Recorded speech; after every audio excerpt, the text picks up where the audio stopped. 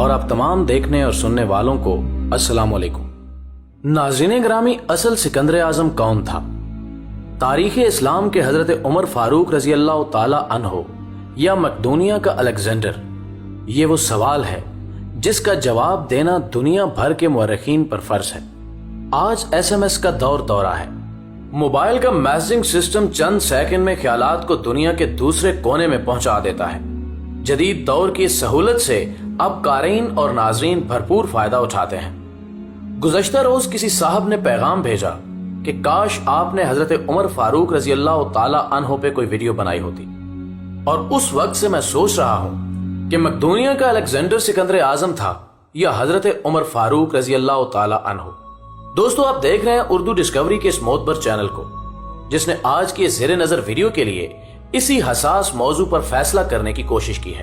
لیکن تفصیل میں جانے سے قبل حسب روایت ہم اپنے اس قافلے میں شامل ہونے والے نئے دوستوں سے گزارش کریں گے کہ وہ پہلے ہمارے چینل کو سبسکرائب کرتے ہوئے ساتھ موجود نہ بجنے والی گھنٹی کو بھی کلک کر دیں، تاکہ ہماری آنے والی اسی نوع کی دیگر ویڈیوز بھی باقاعدگی کے ساتھ آپ تک پہنچتی رہیں۔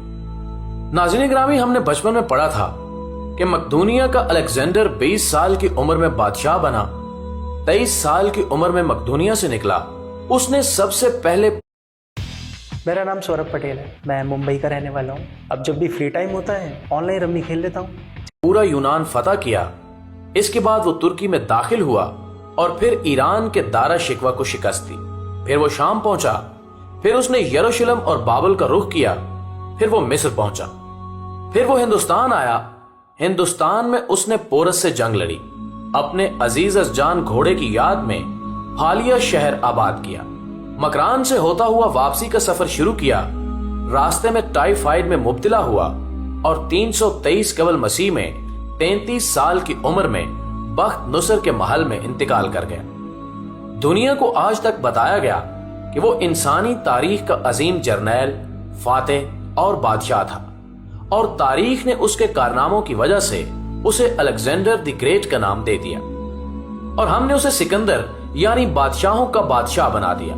لیکن آج میں 21ویں صدی کے 19ویں سال میں پوری دنیا کے مورخین کے سامنے یہ سوال رکھنا چاہتا ہوں کہ کیا حضرت عمر فاروق رضی اللہ تعالی عنہ کے ہوتے ہوئے الیگزینڈر کو سکندر اعظم کہلانے کا حق حاصل ہے؟ میں دنیا بھر کے مورخین کو سکندر اعظم اور حضرت عمر فاروق رضی اللہ تعالی عنہ کی فتوحات اور کارناموں کے موازنے کی دعوت دیتا ہوں۔ آپ بھی سوچئے، الیگزینڈر بادشاہ کا بیٹا تھا، اسے دنیا کے بہترین لوگوں نے گھڑ سواری سکھائی، اسے ارسطو جیسے استادوں کی صحبت ملی تھی، اور جب وہ 20 سال کا ہو گیا تو اسے تخت اور تاج پیش کر دیا گیا، جبکہ اس کے مقابلے میں حضرت عمر فاروق رضی اللہ تعالی عنہ کی 7 پشتوں میں کوئی بادشاہ نہیں گزرا تھا۔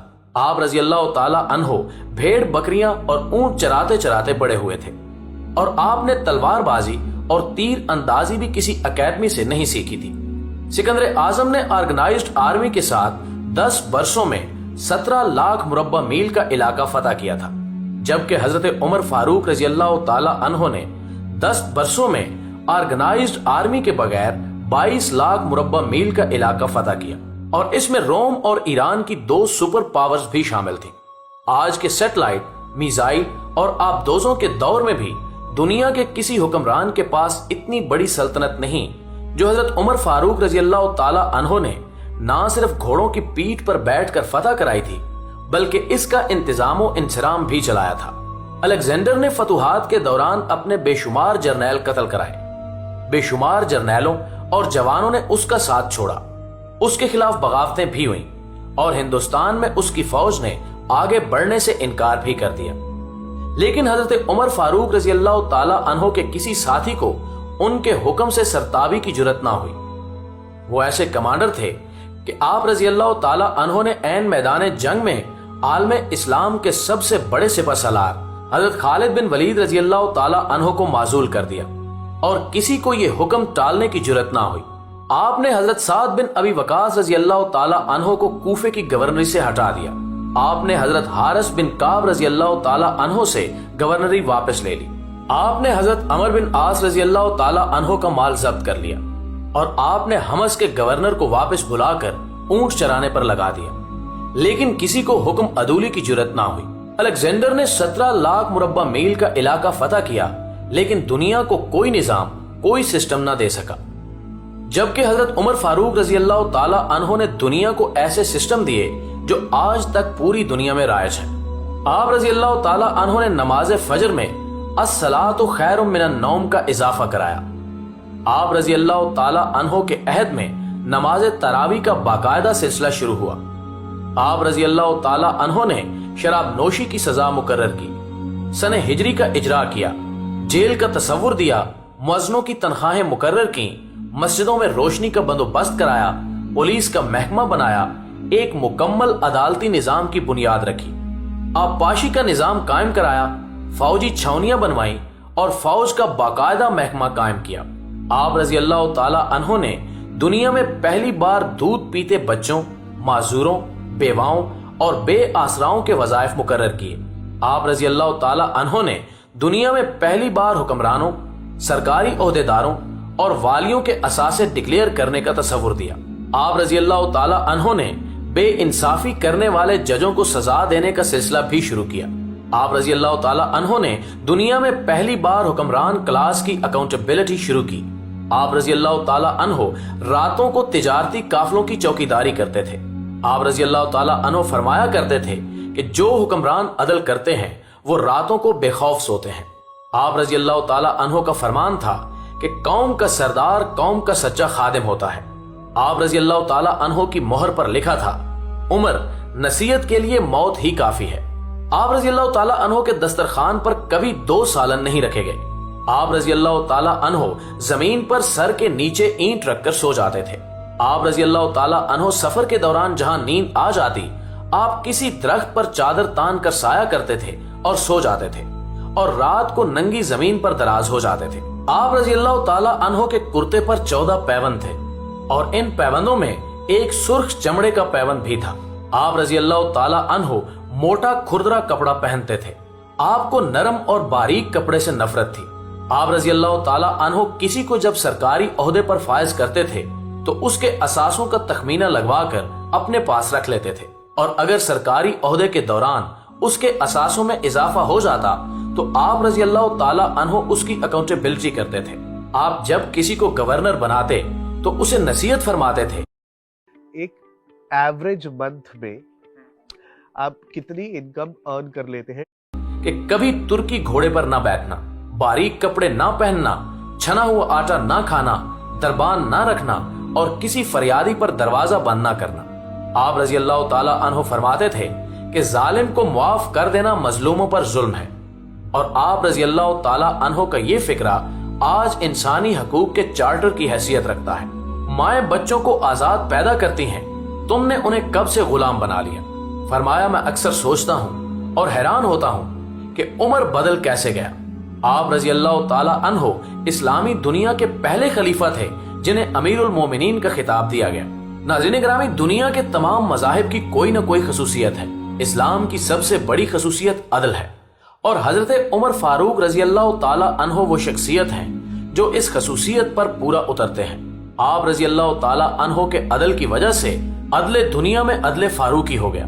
आप शहादत के वक्त मकरूज थे, चुनाचे आप रजी अल्लाह ताला अन्हो की वसीयत के मुताबिक आपका वाहिद मकान बेचकर आपका कर्ज अदा कर दिया गया, और आप रजी अल्लाह ताला अन्हो दुनिया के वाहिद हुक्मरान थे जो फरमाया करते थे कि मेरे दौर में अगर फिरात के किनारे कोई कुत्ता भी भूख से मर गया तो उसकी सजा उमर को भुगतना होगी। आप रजी अल्लाह ताला अन्हो के अदल की ये हालत थी। आप रजी अल्लाह ताला अन्हो का इंतकाल हुआ तो आपकी सल्तनत के दूर दराज इलाके का एक चरवाहा भागता हुआ आया और चीख कर बोला, लोगो, हजरत उमर रजी अल्लाह ताला अन्हो का इंतकाल हो गया। लोगों ने हैरत से पूछा, तुम मदीने से हजारों मील दूर जंगल में हो, तुम्हें इस साहने की इतला किसने दी? चरवाहा बोला कि जब तक हजरत उमर फारूक रजी अल्लाह ताला अन्हो जिंदा थे, मेरी भेड़ें जंगल में बेखौफ फिरती थी और कोई दरिंदा उनकी तरफ आंख उठाकर नहीं देखता था, लेकिन आज पहली बार एक भेड़िया मेरी भेड़ का बच्चा उठाकर ले गया। मैंने भेड़िए की जुर्रत से जान लिया कि आज दुनिया में हजरत उमर रजी अल्लाह ताला अन्हो मौजूद नहीं है। नाज़रीन ग्रामी, मैं दुनिया भर के मुअर्रिखीन को दावत देता हूँ कि वो अलेक्जेंडर को हजरत उमर फारूक रजी अल्लाह ताला अन्हो के सामने रख कर देखें। انہیں الیگزینڈر حضرت عمر فاروق رضی اللہ تعالی عنہ کے حضور پہاڑ کے سامنے کنکر دکھائی دے گا، کیونکہ الیگزینڈر کی بنائی ہوئی سلطنت اس کی وفات کے 5 سال بعد ختم ہو گئی، جبکہ حضرت عمر فاروق رضی اللہ تعالی عنہ نے اپنے دور میں جس خطے میں اسلام کا جھنڈا بھجوایا وہاں سے آج بھی اللہ اکبر کی صدائیں آتی ہیں۔ وہاں آج بھی لوگ حضرت عمر فاروق رضی اللہ تعالی عنہ کے اللہ کے سامنے سجدہ کرتے ہیں۔ دنیا میں الیگزینڈر کا نام صرف کتابوں میں سمجھ کر رہ گیا ہے، جبکہ حضرت عمر فاروق رضی اللہ تعالی عنہ کے بنائے نظام دنیا کے 245 ممالک میں آج بھی کسی نہ کسی شکل میں موجود ہیں۔ آج بھی جب کسی ڈاکخانے سے کوئی خط نکلتا ہے، پولیس کا کوئی سپاہی وردی پہنتا ہے، کوئی فوجی جوان 6 ماہ بعد چھٹی پر جاتا ہے، یا پھر حکومت کسی بچے، معذور، بیوہ یا بے آسرا شخص کو وظیفہ دیتی ہے، تو وہ معاشرہ، وہ سوسائٹی بے اختیار حضرت عمر فاروق رضی اللہ تعالی عنہ کو گریٹ تسلیم کرتی ہے۔ وہ انہیں تاریخ کا سب سے بڑا سکندر مان لیتی ہے، ماں سوائے ان مسلمانوں کے جو آج احساس کمتری کے شدید احساس میں کلمہ تک پڑھنے سے پہلے دائیں بائیں دیکھتے ہیں۔ لاہور کے مسلمانوں نے ایک بار انگریز سرکار کو دھمکی دی تھی کہ اگر ہم گھروں سے نکل پڑے تو تمہیں چنگیز خان یاد آ جائے گا۔ اس پر جواہر لال نہرو نے مسکرا کر کہا تھا کہ افسوس، آج چنگیز خان کی دھمکی دینے والے مسلمان یہ بھول گئے کہ ان کی تاریخ میں ایک عمر بھی تھا، کہ ہم میں ایک حضرت عمر فاروق رضی اللہ تعالی عنہ بھی تھے، جن کے بارے میں رسول اللہ صلی اللہ علیہ وآلہ وسلم نے فرمایا تھا کہ میرے بعد اگر کوئی نبی ہوتا تو وہ حضرت عمر بن خطاب ہوتے۔ ناظرین گرامی، ویڈیو کے آخر میں میں اردو ڈسکوری کے پلیٹ فارم سے تمام دنیا کے مورخین اور اسپیشلی آکسفورڈ یونیورسٹی کے تاریخ کے تمام پروفیسرز کو چیلنج کرتا ہوں کہ وہ آئیں اور اپنے دلائل سے ثابت کریں کہ اصل سکندر اعظم کون تھا۔ اور دوستو، ابھی تک کا فیصلہ میں آپ پہ چھوڑتا ہوں، کمنٹ باکس میں مجھے اپنے فیصلے سے ضرور آگاہ رکھیے گا۔ ویڈیو پسند آنے کی صورت میں اسے لائک کیجئے، اپنے دیگر دوستوں کے ساتھ بھی شیئر کیجئے، اور ہماری اگلی ویڈیو آنے تک آپ کا، ہمارا، ہم سب کا خدا نگہدار۔